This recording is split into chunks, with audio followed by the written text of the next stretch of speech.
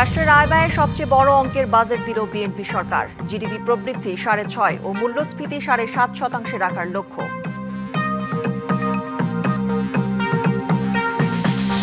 জনতুষ্টিমূলক budget দিলেও বাস্তবায়ন challenging. দেশীয় উৎস থেকে ঋণের ফলে অভ্যন্তরীণ চাপ বাড়তে পারে মত অর্থনীতিবিদদের।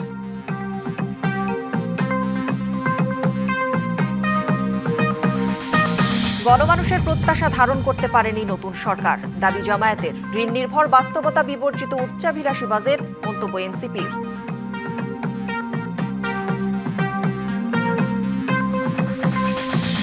উচ্চ মূল্যস্ফীতির চক্রে আটকা শ্রমজীবীরা। বাজেট আসে বাজেট যায়, বদলায় না জীবন। সাধারণের পরিবর্তন কিভাবে, প্রশ্ন রাষ্ট্রের কাছে। স্বাগত ডিবিসি সংবাদে। দেখছিলেন মার্কেন্টাইল ব্যাংক সংবাদ শিরোনাম। এবার জানাবো খবরের বিস্তারিত। আপনাদের সাথে আছি আমি কাঞ্জুম কৌরি। জিনিসপত্রের দাম বা মূল্যস্ফীতির লাগাম টানতে নিজের দেয়া প্রথম বাজেটে নিত্যপণ্যে নানা অঙ্কের ছাড়ের প্রস্তাব করলেন অর্থমন্ত্রী আমির খসরু মাহমুদ চৌধুরী। অগ্রাধিকার দেয়া হয়েছে সর্বজনীন শিক্ষা ও স্বাস্থ্য সেবা সহ 10 খাতে। অর্থনীতির গতি বাড়াতে 6.5% জিডিপির প্রবৃদ্ধি ধরে 2026-27 অর্থবছরে 9,38,000 কোটি টাকার প্রথম বাজেট দিলেন তিনি, যেখানে ঘাটতি 2,43,000 কোটি টাকা। আর রাজস্ব আহরণের লক্ষ্য অলীক কল্পনা।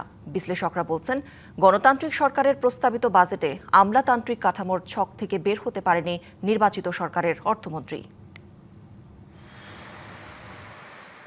প্রায় 20 বছর পর ক্ষমতায় এসে প্রথমবারের মতো লাখ কোটি টাকার অঙ্কের বাজেট দিল বিএনপি সরকার। অর্থমন্ত্রী আমির খসরু মাহমুদ চৌধুরীর প্রস্তাব করা 9,38,000 কোটি টাকার বাজেটে 2,43,000 কোটি টাকাই ঘাটতি। 6,95,000 কোটি টাকা রাজস্ব আহরণের লক্ষ্য ধরা হলেও শঙ্কা আছে সেখানে। আগামী 2026-27 অর্থবছরে চলতি অর্থবছরেই যেখানে অর্জিত হয়নি রাজস্ব আহরণের লক্ষ্য, সেখানে এনবিআর কিভাবে 6,04,000 কোটি টাকা আহরণ করবে তা নিয়েও প্রশ্ন থাকছে। কর ব্যবস্থাপনাকে সম্পূর্ণ অটোমেশনের আওতায় আনার মাধ্যমে রাজস্ব ফাঁকি রোধ করা হবে এবং কর ব্যবস্থায় জনগণের হয়রানি নিরসন করে আস্থা ফিরিয়ে আনা হবে। কাঙ্ক্ষিত হারে রাজস্বের নিশ্চয়তা না পাওয়ায় অর্থমন্ত্রী 2,43,000 কোটি টাকার ঘাটতি পূরণে দ্বারস্থ হয়েছেন দেশি বিদেশি ঋণে। এর মধ্যে 1,27,000 কোটি টাকা আসবে বিদেশি ঋণ, আর দেশীয় উৎস থেকে আহরণের লক্ষ্য 1,16,000 কোটি টাকা। গোটা বিশ্বে যে নতুন রাজনৈতিক অর্থনৈতিক মেরুকরণের বাস্তবতা তৈরি হয়েছে। নিজের প্রস্তাবিত বাজেটে পরিচালন ব্যয়, খাদ্য ও ঋণ অগ্রিম বাবদ অর্থমন্ত্রী বরাদ্দ রেখেছেন 6,13,925 কোটি টাকা, আর বার্ষিক উন্নয়ন কর্মসূচি সহ উন্নয়ন ব্যয় 3,16,075 কোটি টাকা।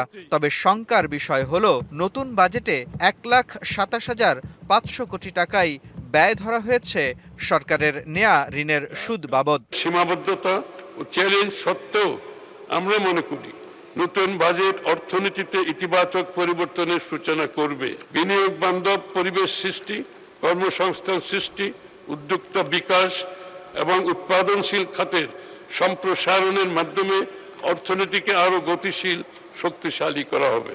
গতানুগতিক সব সংখ্যার বাইরে দেখতে গেলে বাজেট বক্তব্যে নজরে আসবে কৃষি ও নিত্যপণ্যের উৎসে কর 0.5% নামিয়ে আনার প্রস্তাব। যদিও একই প্রস্তাব অনেকটা হুবহুই ছিল চলতি অর্থবছরে অন্তর্বর্তী সরকারের দেয়া বাজেটেও। বাজেটের মতো জাতীয় দলিলে এমন কপি পেস্টে প্রশ্ন উঠেছে, তবে কি এ বাজেট সেই গতানুগতিক আমলাতান্ত্রিকই রয়ে গেছে? কিছু শব্দ পরিবর্তন হয়েছে, কিছু সংখ্যা পরিবর্তন হয়েছে, কথা যা তাই আছে, 0.5%ই আছে।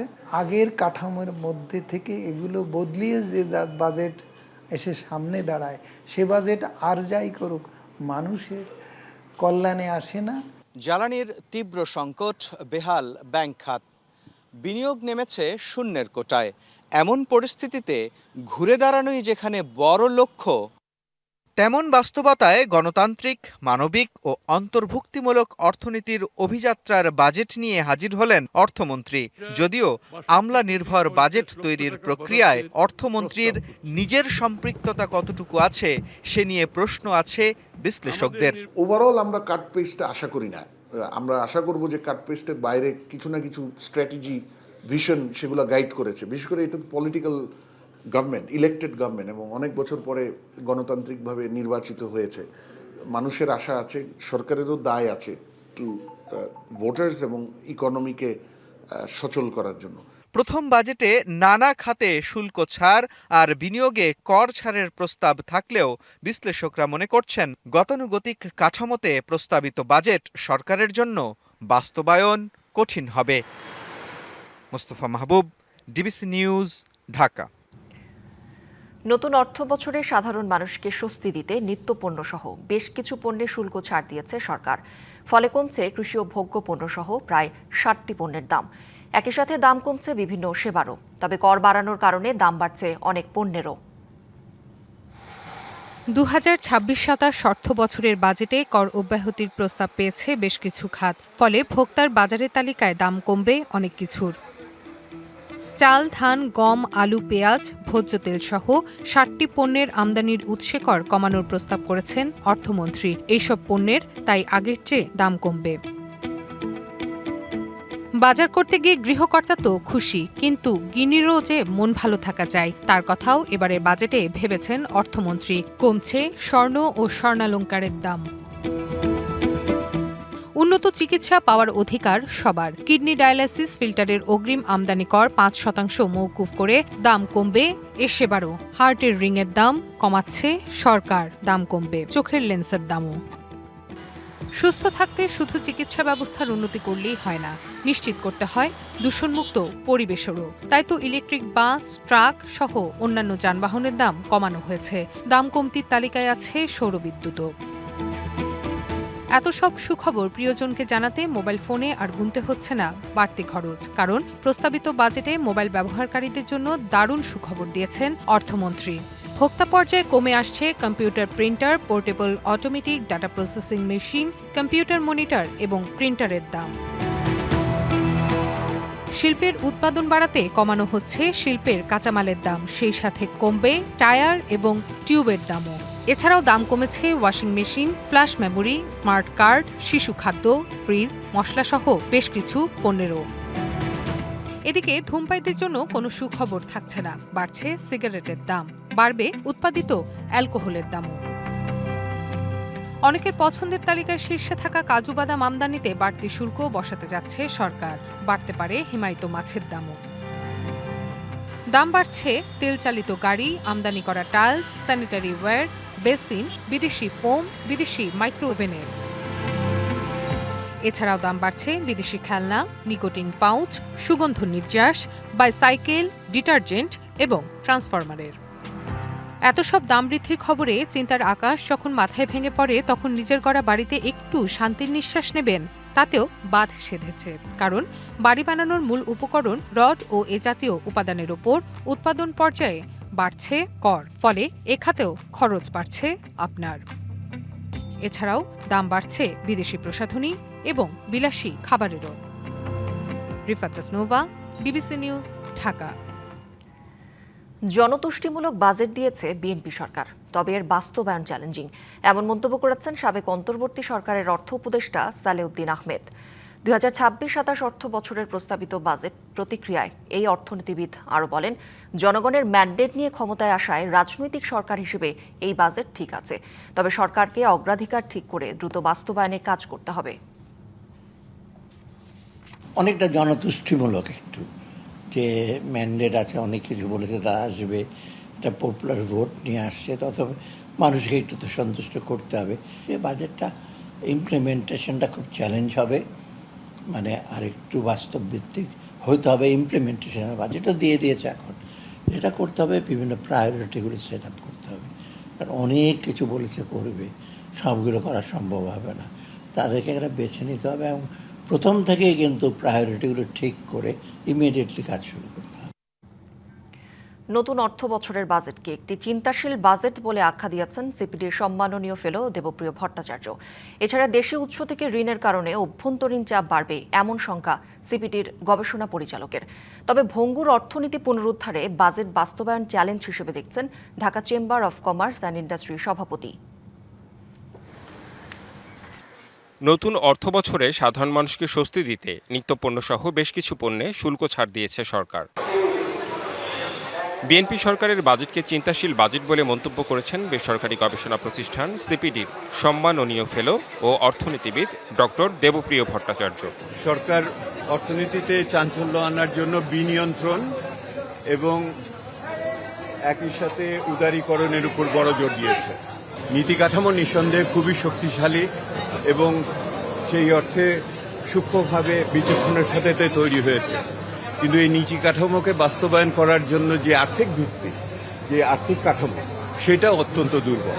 নতুন সরকার চ্যালেঞ্জ নিতে চায়, তবে বাজেটের এত বিদেশি ঋণ নাও পাওয়া যেতে পারে। সেই ক্ষেত্রে দেশি উৎস থেকে ঋণ নেওয়ার কারণে অভ্যন্তরীণ চাপ বাড়তে পারে, এমন শঙ্কা সিপিডির গবেষণা পরিচালক খন্দকার গোলাম মোয়াজ্জেমের। বাজেট যে ঘাটতি রয়েছে সেই ঘাটতির ক্ষেত্রে কাগজে কলমে দেখানো হয়েছে যে তারা বিদেশি ঋণ কম নেবেন, বেশি নেবেন, আর অভ্যন্তরীণ ঋণ কম নেবেন, কিন্তু আদতে দেখা যাবে যে বিদেশি ঋণ হয়তো এতটা পাওয়া সম্ভব হবে না। এক্ষেত্রে তারা অভ্যন্তরীণ ঋণ বেশি ব্যবহার করবেন, এটা অনুমান করছি। তবে ভঙ্গুর অর্থনীতি পুনরুদ্ধারে নতুন অর্থবছরে প্রস্তাবিত বাজেট বাস্তবায়ন চ্যালেঞ্জ হিসাবে দেখছেন Dhaka chamber and commerce and ইন্ডাস্ট্রির সভাপতি তাসকিন আহমেদ। বাজেটকে উচ্চাভিলাষী আখ্যা দিলেও বলছেন এটি ব্যবসা ও বিনিয়োগ বান্ধব। মূল্যস্ফীতি ও অর্থনৈতিক সংকট সত্ত্বেও করমুক্ত আয়ের সীমা অপরিবর্তন না রেখে যৌক্তিক হারে বাড়ানোর প্রয়োজন ছিল। এছাড়া টার্নওভার কর 0.6 থেকে আবার 1% করার সিদ্ধান্ত পুনর্বিবেচনার দাবি জানাচ্ছি। তবে সরকারের পরিচালন ব্যয় কমানো গেলে বাজেট ঘাটতি কমবে বলে মনে করেন অর্থনীতিবিদরা। মূল অর্থনীতি যদি সামনে না এগোয়, তাহলে ওই যে সামাজিক নিরাপত্তা যে সমস্ত স্কিমের কথা বলেছে এগুলো ভালো, সেগুলো তখন হবে এটা কি মানুষের ওই যে ইনফ্লেশন হবে এবং মানুষের পক্ষে জীবন ধারণ করা কঠিন হয়ে যেতে পারে। সংশ্লিষ্টরা বলছেন আপাত দৃষ্টিতে ব্যবসা ও বিনিয়োগ বান্ধব মনে হলেও প্রস্তাবিত বাজেট উচ্চাভিলাষী, তবে বাস্তবায়ন সম্ভব হলে তা হবে ফলপ্রসূ। সামাজিক সুরক্ষা ও নারীর অর্থনৈতিক ক্ষমতায়ন। Redwan Ahmed, DBC news, Dhaka. 2026-27 অর্থ বছরের বাজেটে জন আকাঙ্ক্ষার প্রতি বিশেষ নজর দেওয়া হয়েছে, এমন মন্তব্য করেছেন এনবিআরের সাবেক চেয়ারম্যান ডক্টর মোহাম্মদ আব্দুল মজিদ। তিনি বলেন, অচল অর্থনীতি সচল করার পাশাপাশি বিনিয়োগ ও শিল্প উদ্যোক্তা তৈরি এই বাজেটের অন্যতম চ্যালেঞ্জ। আর বিকেএমইএ এর নির্বাহী সভাপতি ফজলে শামীম এহসান মনে করেন, প্রস্তাবিত বাজেট পোশাক খাতের জন্য ভালো বাজেট, তবে বাজেট অনুযায়ী সরকারের রাজস্ব আয়ের লক্ষ্যমাত্রা বাস্তবায়ন করা অসম্ভব। এই বাজেট জন আকাঙ্ক্ষার প্রতি বিশেষভাবে নজর দেওয়ার চেষ্টা করেছে। প্রায় 60,000 কোটি টাকার এই বিভিন্ন ধরনের শুল্ক রেয়াত দেওয়া, কর ছাড় দেওয়া, সমন্বয় করা, এটা দেওয়া হয়েছে। এটা অতীতের কোনো সময় কোনো বাজেটে এতটা তুষ্টিমূলক বা ইমূলক দেওয়া হয়নি। পোশাক খাতের খুব সহজ সরল দৃষ্টিতে তাহলে আমি মনে করব যে এর থেকে ভালো বাজেট আর হতে পারে না। আমাদের যে লং টার্ম যে ট্যাক্স পলিসি ছিল সেটা হঠাৎ করে চেঞ্জ হওয়ার কথা ছিল, সেটা হয়নি। এটা সরকার যে সরকারই থাকুক না কেন, যে সরকারি কমিটমেন্ট যে কন্টিনিউ হবে, এইটার একটি বাস্তব উদাহরণ। ফলে বিনিয়োগ উপর বাংলাদেশের বিনিয়োগের পরিবেশের উপরে সকলেরই, দেশি বিদেশি সকলের আস্থা বাড়বে। প্রস্তাবিত জাতীয় বাজেট জুলাই অভ্যুত্থানের চেতনা ও গণমানুষের প্রত্যাশাকে ধারণ করতে পারেনি বলে অভিযোগ করেছেন জামায়াতে ইসলামীর সহকারী সেক্রেটারি জেনারেল হামিদুর রহমান আজাদ। অপরদিকে ঘোষিত বাজেট উচ্চাভিলাষী, ঋণ নির্ভর ও বাস্তবতা বিবর্জিত বলে মন্তব্য করেছেন বিরোধী দলীয় চিফ হুইপ নাহিদ ইসলাম। জুলাই আকাঙ্ক্ষার প্রতিফলন হয় নাই। আগে যেভাবে দলীয় ইস্তেহার এবং এজেন্ডা বাস্তবায়ন, বাজেট যে একটি অর্থনৈতিক পরিকল্পনা বাৎসরিক, তার চিত্র যেন অঙ্কন করা হয়েছে। এই বাজেটটাকে আমাদের মনে হয়েছে উচ্চাভিলাষী এবং বাস্তবতা বিবর্জিত। কারণ আপনি দেখবেন যে এই বাজেটের 9,38,000 কোটি টাকা তারা ব্যয় করবে এবং এই আয়টা তারা বলতেছে যে 6,95,000 কোটি টাকা তারা রাজস্ব লক্ষ্যমাত্রা নির্ধারণ করেছে, এবং যেটা আসলে বাস্তবতা বিবর্জিত। যে শ্রমিকের ঘামে সচল থাকে দেশের অর্থনীতির চাকা, দিন শেষে তারাই থেকে যায় অবহেলিত ও উপেক্ষিত। বাজেট আসে, বাজেট যায়, শীতাতপ নিয়ন্ত্রিত কক্ষে চলে চুলচেরা বিশ্লেষণ, কিন্তু সেই বিশ্লেষণের পাতা থেকে হারিয়ে যায় প্রান্তিক মানুষের ভাগ্য বদলের গল্প। সঙ্গত কারণেই বাজেট নিয়ে কোনো মাথা ব্যথা নেই তাদের।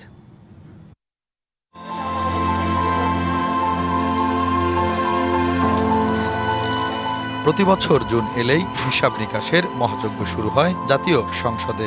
ঘোষিত হয় লক্ষ হাজার কোটি টাকার বাজেট। কিন্তু এই বিশাল অঙ্কের বাজেটের সাথে খেটে খাওয়া মানুষের জীবনের সম্পর্ক কি? এই গল্প 50 ঊর্ধ্ব রওশনারা বেগমের। রেললাইনের পাশেই ছুকটি থেকে হয়েছেন বুড়ি। জরাজীর্ণ একটু জায়গা, যেখানে আছে একটি মাত্র চকি। এখানেই রাত্রি যাপন করেন তার সন্তান, বোন সহ 6 জন। পাশেই ময়লা পুকুর, পচা গন্ধ আর মশার উপদ্রব।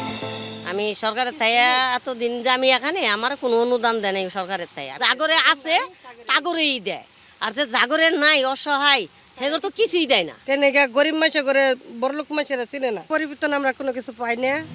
অকালেই স্বামীকে হারান রওশনারা। 5 মেয়ে ও 1 ছেলেকে বড় করেছেন খিলগার এই রেল লাইনের ঝুপড়ি ঘরে। সন্তানদের মুখে আহার জোগাতে কাজ করেছেন মানুষের বাসায়, করেছেন ইট ভাঙার মতো কঠিন কাজ। রাষ্ট্রের বিশাল অঙ্কের বাজেটের ঢেউ স্পর্শ করেনি সংগ্রাম মুখর জীবন। পাননি সরকারি কোনো সহায়তা। বাসাত কাম করি, ইট মিট টুকাই, পোলাপান বাঁচাবার জন্য সবকিছু করছি। ছোট ছোট থিয়ার বাবা মরে গেছে, একদিন ভাত খাইলে 3 দিন ভাত পাইনি। মানুষের কাছে চাবারও সাহস পাইনি, এমন ডরাইছি আগে। আঙ্গরের নাম করে নেতারা আইনা নেতা করে পেট ভরে। সরকারের অনুদান গুলো মেম্বার চেয়ারম্যানে খায়। পাশেই ইট ভাঙার কাজে মগ্ন আরেক নারী। বয়স কম হলেও দারিদ্র্যের কষাঘাতে চেহারায় বয়সের ছাপ। বাজেট কি এ নিয়ে তার কোনো ধারণাই নেই। তিনি শুধু বোঝেন কাজ করলেই চলবে পেট। বর্ডারই টাকালা তো মনে করেন কয় হেডা দিব লাস্টে দেয় কিছুই দেয় না। কই দেয় দিলে মাসে মিছা কথা কয় না, পায়া বদনামের দরকার কি, আমরা নিজেরা কর্ম করে খাই।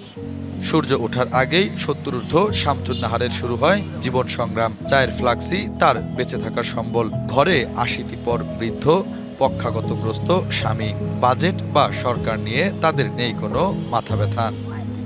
বাজেট এখন মনে করুন আমরা চিনি না শুনি না, রাস্তাঘাটে ফুটপাতের দোকান করি, আমরা করে আবার কেঠাই দিব, কেঠাই করবো। সেটা ধান বাজার দেয়, আমরা তো আর পাই না। বাজেট নিয়ে খেটে খাওয়া মানুষের রয়েছে মিশ্র প্রতিক্রিয়া। আমরা খাড়ি কামাই করি খাই, এই এছাড়া তো ওইসব বাজেটের বিষয়ে আমার কোনো ধারণা নাই। গরিবের কষ্ট হবে, সব কিছুর দাম বেশি, খালি লবণের দাম কম, তাছাড়া সব জিনিসের দাম বেশি। সব জিনিসের দাম বাড়াইছে, দ্রব্যমূল্য থেকে শুরু করে যেমন গাড়ির ট্যাক্স, যে আমাদের গাড়ি আছে, গাড়ির যে ট্যাক্স এটা ডাবল হয়ে গেছে।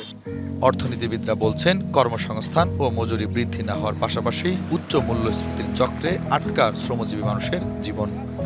ভাগ্যের পরিবর্তন হবে যদি আমরা দেখতাম যে প্রবৃদ্ধি হচ্ছে, আমরা নতুন কর্মসংস্থান তৈরি করতে পারছি, মানুষের মজুরি বৃদ্ধি পাচ্ছে, তাহলে আমরা হয়তো বলতাম যে মানুষের ভাগ্যের পরিবর্তন হচ্ছে। প্রায় 1 কোটি মানুষ দারিদ্র্যসীমার নিচে চলে গিয়েছে, যেহেতু মূল্যস্ফীতির পরিমাণটা অত্যধিক বেশি। তো এই মুহূর্তে বাংলাদেশের অর্থনীতি চাপের মধ্যে আছে এবং সেইটা জনগণের উপরে পড়ছে।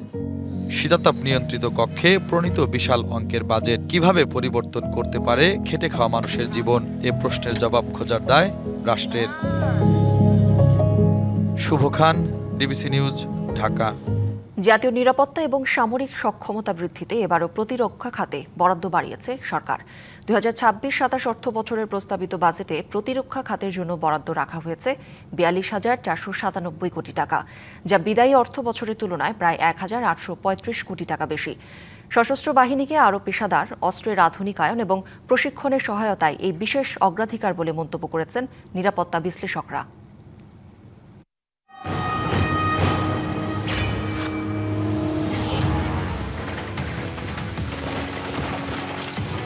পরিবর্তিত বৈশ্বিক রাজনীতি এবং আঞ্চলিক নিরাপত্তার প্রেক্ষাপটে দেশের সার্বভৌমত্ব রক্ষায় সশস্ত্র বাহিনীকে আরও আধুনিক করার রূপরেখা রয়েছে এবারের বাজেটে। তারই প্রতিফলন হিসেবে বাজেটে প্রতিরক্ষা খাতে বরাদ্দ আরও এক ধাপ বৃদ্ধি করা হয়েছে। প্রস্তাবিত প্রতিরক্ষা বাজেটে বরাদ্দ 42,291 কোটি টাকা, যা গত বছরের সংশোধিত বাজেটের চেয়ে 1,593 কোটি টাকা বেশি। এই বরাদ্দের সিংহভাগ অর্থাৎ 38,721 কোটি টাকা ব্যয় হবে বাহিনীগুলোর পরিচালন খাতে। উন্নয়ন খাতে বরাদ্দ রাখা হয়েছে 1,611 কোটি টাকা এবং মন্ত্রণালয় ও অন্যান্য সার্ভিসের পরিচালন ব্যয় 1,959 কোটি টাকা। বর্তমান যে বিশ্বে যে টেকনোলজিগুলা চলছে, যেমন ড্রোন বা অন্যান্য এ ধরনের জিনিস, সেই সমস্ত বিষয়ে আমাদের জোর দেওয়ার ব্যাপার আছে। অলরেডি তুরস্কের সাথে আমাদের এরকম একটা চুক্তি হয়েছে বলে আমরা জানতে পেরেছি, চীনের সাথে একটা হয়েছে। তো এই জিনিসগুলোর জন্য তো আমাদের টাকা লাগবে। এবং এগুলো না করলে আমাদের ন্যূনতম নিরাপত্তা আমরা রাখতে পারবো না। সামরিক বাহিনী নিয়ে যারা কাজ করেন তারা বলছেন আধুনিক সমরাস্ত্র কেনা এবং বাহিনীগুলোর আধুনিক প্রশিক্ষণের জন্য এই বরাদ্দ প্রয়োজন ছিল। ইউক্রেন কিভাবে রাশিয়ার মতো এত বড় একটি শক্তিকে আপনি যুদ্ধ করে ঠেকিয়ে দিচ্ছে, তো এই জিনিসগুলো লক্ষ্য করলে হয়তো আমরা একটা গাইডলাইন পাবো যে এদিকে আমাদের এই বাজেট গুলাকে ব্যবহার করে সেই দিকে আমরা অস্ত্র সজ্জিত করতে পারি। এটার মানে এই না যে বাংলাদেশের ধরেন আমরা কেউ কথার কথা বললাম যে 1000 ট্যাঙ্ক দরকার, না, বাংলাদেশের হয়তো 1000 ট্যাঙ্ক দরকার নেই, আমাদের এত ওরকম ভূমিও নেই, কিন্তু আমাদের প্রতিরক্ষাকে ঠিক করতে গেলে আমরা ইউক্রেনের দিকে লক্ষ্য রাখবো, আমাদের মধ্যপ্রাচ্য সংকটের এই যুদ্ধের দিকে লক্ষ্য রাখবো যে ওরা কিভাবে বৃহৎ শক্তিকে ঠেকালো, আমরা সেভাবে নিজেদেরকে সজ্জিত করার জন্য এই বাজেটগুলোকে ব্যবহার করতে পারি। প্রতিরক্ষা বাজেটে বরাদ্দ যৌক্তিক বৃদ্ধি দেশের সার্বভৌমত্ব সুরক্ষায় ইতিবাচক ভূমিকা রাখবে বলে মনে করছেন সামরিক খাত সংশ্লিষ্টরা। Rajib Ghosh, DBC news, Dhaka. 6 নবজাতকের অস্বাভাবিক মৃত্যুর ঘটনায় বাতিল করা হলো রাজধানীর আদ্দিন হাসপাতালের লাইসেন্স। সরিয়ে নিতে বলা হয়েছে রোগীদের। সেখানকার বর্তমান পরিস্থিতি জানাতে যুক্ত হচ্ছেন সহকর্মী হাসিব পান্থ। হাসিব, আদ্দিন হাসপাতালে তো সরকারের নির্দেশনা মানা হচ্ছে, রোগীদের সরিয়ে নিতে বলা হয়েছে। আপনি আছেন আদ্দিন হাসপাতালের সামনে, এখন কি পরিস্থিতি জানাবেন এবং রোগীদের সরিয়ে নেওয়া হচ্ছে কিনা সব মিলিয়ে জানতে চাই। করি যেমনটি বললেন, সরকারি নির্দেশনা অনুযায়ী আদ্দিন হাসপাতাল থেকে রোগীদেরকে সরিয়ে নিয়ে যেতে বলা হয়েছে এবং বিশেষ করে যারা এই হাসপাতালে এতদিন ভর্তি ছিলেন কিংবা চিকিৎসাধীন ছিলেন, যাদের জটিল অবস্থায় ছিলেন, তাদেরকে পার্শ্ববর্তী কোনো উপযুক্ত যে মেডিকেলগুলো সেখানে নিয়ে যাওয়ার নির্দেশনা আছে। তবে আমরা সকাল থেকে করি যেতে দেখায় আদ্দিন মেডিকেল হাসপাতালের এখানে অবস্থান করছি। এখন পর্যন্ত কিন্তু আসলে তেমন কোনো রোগীকে আমরা সরিয়ে নিয়ে যেতে দেখিনি। পাশাপাশি যদি বলি যে অন্যান্য দিনের মতো যখন স্বাভাবিকভাবেই যেই মেডিকেল কলেজ হাসপাতালের যেই কাজগুলো থাকে সেগুলো কিন্তু আসলে চলমান রয়েছে। সকালে যেমন তাদের যে স্টাফরা থাকে তারা আসলেন এবং বিশেষ করে তাদের ভিতরের যে কার্যক্রম সেগুলো কিন্তু চলমান রয়েছে। তবে আসলে আমরা কথা বলার চেষ্টা করেছিলাম যে এখানে যারা কর্তব্যরত বা দায়িত্বরত যারা রয়েছেন তারা বলছিলেন এমনটি যে মাত্র সকাল হলো, কিছুক্ষণের মধ্যেই হয়তো বা যারা রোগী রয়েছেন কিংবা যারা জরুরি অবস্থায় রয়েছেন তাদেরকে স্থানান্তর করা হবে। করি একটু যদি জানিয়ে রাখি, বিশেষ করে গতকাল কিন্তু আসলে এই যে গত 27 মে 6 নবজাতকের মৃত্যুর ঘটনায় এই হাসপাতালের গতকাল কিন্তু লাইসেন্সটি বাতিল করা হয়েছে এবং পাশাপাশি স্বাস্থ্য অধিদপ্তর থেকে কিন্তু এমনটিও জানানো হয়েছে যে বিশেষ করে লাইসেন্সবিহীন হাসপাতালে কিন্তু কোনো রোগীর চিকিৎসা নিতে যাওয়া উচিত নয় এবং যারা চিকিৎসা নিচ্ছেন কর্তৃপক্ষকে কিন্তু তারা অনুরোধ করেছেন যাতে এটি বন্ধ করা হয়। পাশাপাশি যদি আর বলি, যে সকল রোগীরা এখন পর্যন্ত ভর্তি রয়েছে, জটিল রোগী যারা রয়েছে কিংবা যারা স্বাভাবিকভাবে রয়েছে, তাদেরকে কিন্তু পার্শ্ববর্তী যে কোনো হাসপাতালে উপযুক্ত যে হাসপাতালগুলো রয়েছে সেখানে স্থানান্তর করার জন্য নির্দেশনা রয়েছে। তবে এখন পর্যন্ত যতটুকু জানা গিয়েছে যে চাইলে তারা 1 মাসের মধ্যে তারা আপিল করতে পারবে হাসপাতাল কর্তৃপক্ষ। এবং সবকিছু মিলিয়ে যদি বলতে হয় যে এই হাসপাতালের যে গত 27 মে নবজাতকের আকস্মিক যে মৃত্যুটি ঘটেছে তাতে কিন্তু কারণ দর্শানোর নোটিশ দেওয়া হয়েছিল এবং সেই নোটিশের সন্তোষজনক আসলে জবাব না দিতে পারাই তাদের এই লাইসেন্সটি গতকাল বাতিল করা হয়।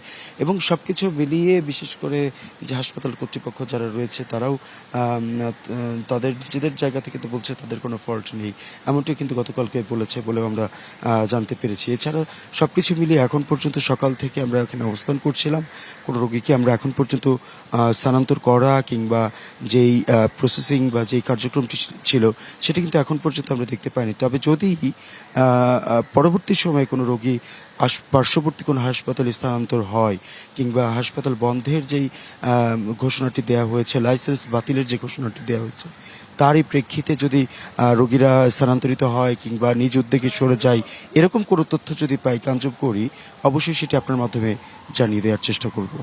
হাসিব, ধন্যবাদ আপনাকে। ইরানে হামলার পরিকল্পনা বাতিল করেছে যুক্তরাষ্ট্র, এমন দাবি করেছেন মার্কিন প্রেসিডেন্ট ডোনাল্ড ট্রাম্প। ট্রুথ সোশ্যালে দেয়া পোস্টে ট্রাম্প আরও বলেন, ইরানের সর্বোচ্চ নেতৃত্ব যুক্তরাষ্ট্রের সাথে চুক্তির বিষয়টি অনুমোদন দিয়েছে।